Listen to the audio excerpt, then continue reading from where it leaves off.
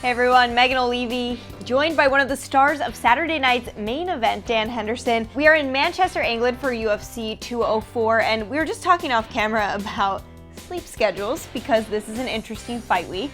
The fact that your fight will be in the very early hours of the morning. I know you just got here, but how are you planning on making sure that you're wide awake when you need to fight? I'm just trying to stay on California time.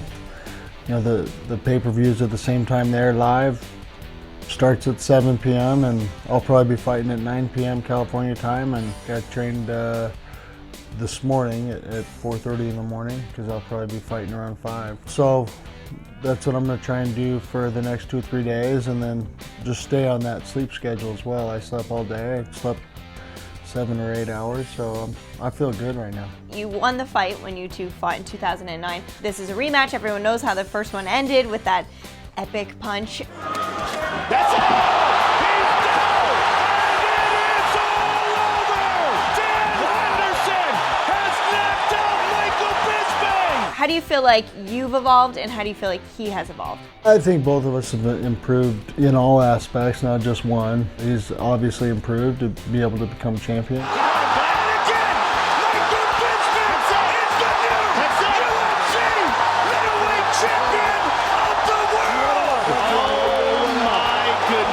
Just know that I was better then and I'm better now. Even though that was 7 years in the past, do you feel like your body feels the same? Does it feel more worn down? Do you feel like you take care of your body better now than you maybe did earlier on? I know I take a little better care of my body now. Better diet, and just smarter in my training.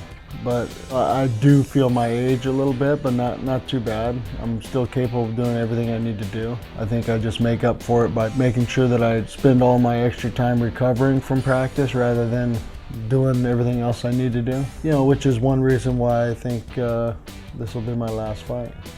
Now, you told me that at UFC 199. You said, I think this might be my last fight. And then did you watch Michael win the belt and say, well, actually, I think there's still one more? Or what was the deciding factor?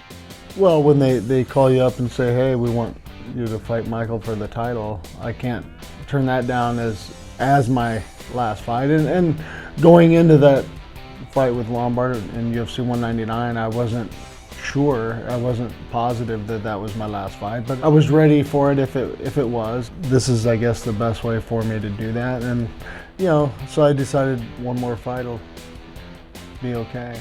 Are you sure it's just one? Yep. No matter what the outcome is?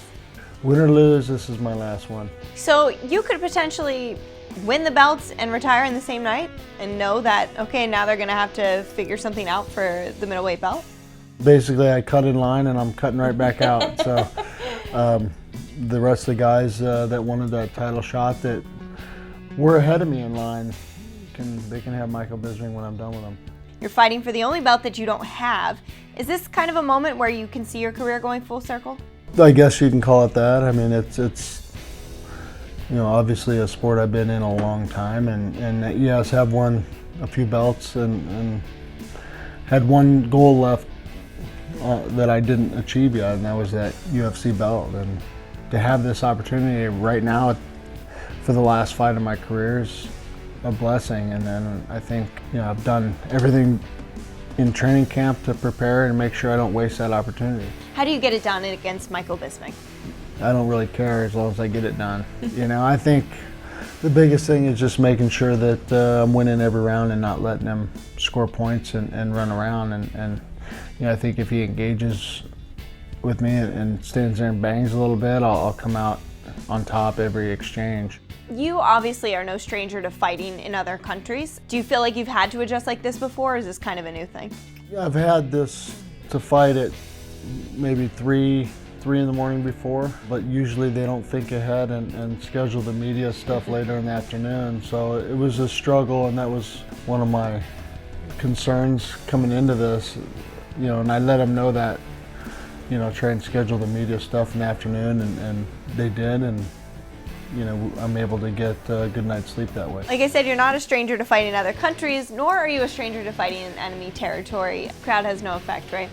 It helps a little bit, but it doesn't hurt you. It probably gets me to go a little harder when they're booing for me, but whatever. You look at where the sport is, what exactly do you feel? Because now it's in New York City and, you know, there are celebrity investors and you were a part of it when I'm sure people looked at you like you had two heads when you told them what you did for a living. It's definitely become a mainstream sport. And, you know, in my mind, I knew that it always would. It was just a matter of getting people to watch it, and it's an exciting sport.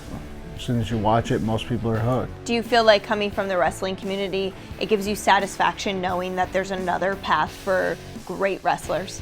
Absolutely. I think from the get-go, you know, I was doing both, competing in wrestling still, trying to make my third Olympic team when I started fighting, and it gives wrestlers an opportunity to make some money to come into MMA and see how they do. There was no coaches for me when I did it, and some of the learning curve was a little slower back then. Do you feel like that's a place you would get fulfillment, coaching these up-and-comers? Yeah, absolutely. I do it now. I coach at my gym along with my coaches and enjoy doing that, and I'm sure I'll focus more on that when I'm done fighting. What are your focuses in training camp? It's not like you are new to the sport and you still have all these tools to sharpen. Is it more focused on sparring? Is it more focused on cardio? What are keys for you when you know you signed for a bout? Mostly just making sure my cardio's there and timing. You could be a little rusty and timing's off and nothing works. How much of a different kind of game plan do you have when you know you're fighting for 5 rounds against a guy who does have really good cardio? I don't know if it changes the game plan a lot. You know, it's mostly just making sure that I don't go out and use up all my energy the first 3 rounds and have nothing left. But it all depends on the pace of the fight, and the other guy's doing the same thing you are. So, you know, if I'm getting tired, I'm sure he'll be getting tired too. So I think the biggest thing is just knowing that I'm in shape to go 5 rounds and making sure I win every round along the way. Well, we are looking forward to this fight. Thank you so much for your time, Dan. Get some rest. I hope you can stay awake all night. We'll see you tomorrow. Absolutely.